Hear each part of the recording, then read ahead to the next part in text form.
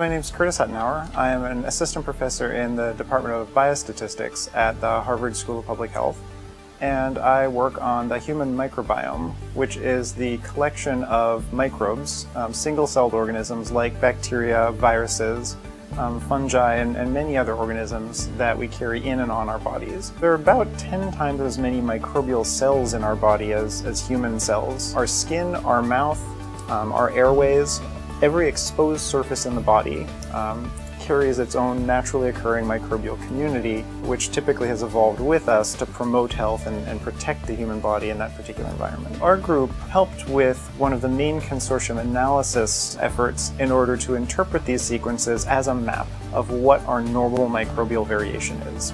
So this really gives us a definition of the boundaries for over a dozen different microbial habitats associated with the human body, of what kinds of microbial communities can be normal in health. The microbes associated with our bodies give us another way to potentially assess lifelong risk of disease or immediate risk of disease outcome.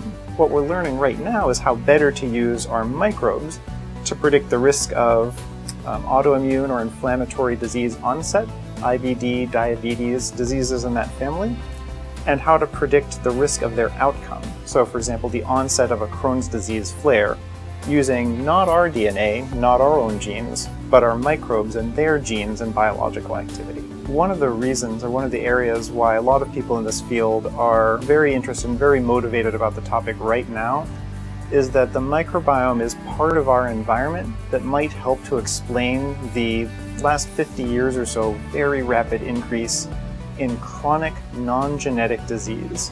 If environmental exposures are part of what's causing this increase in obesity, in diabetes, and other chronic conditions, and that's something that is affecting our microbes in a way that can be treated or prevented or used to improve health, that's a huge motivation and something that needs to be worked on now as quickly as possible in order to help ameliorate the rise in chronic disease and obesity. It's a very exciting time now to be working on both computational biology and DNA sequence analysis generally, and the microbiome in particular. These are both very new areas that are changing rapidly. There's a lot of work to be done.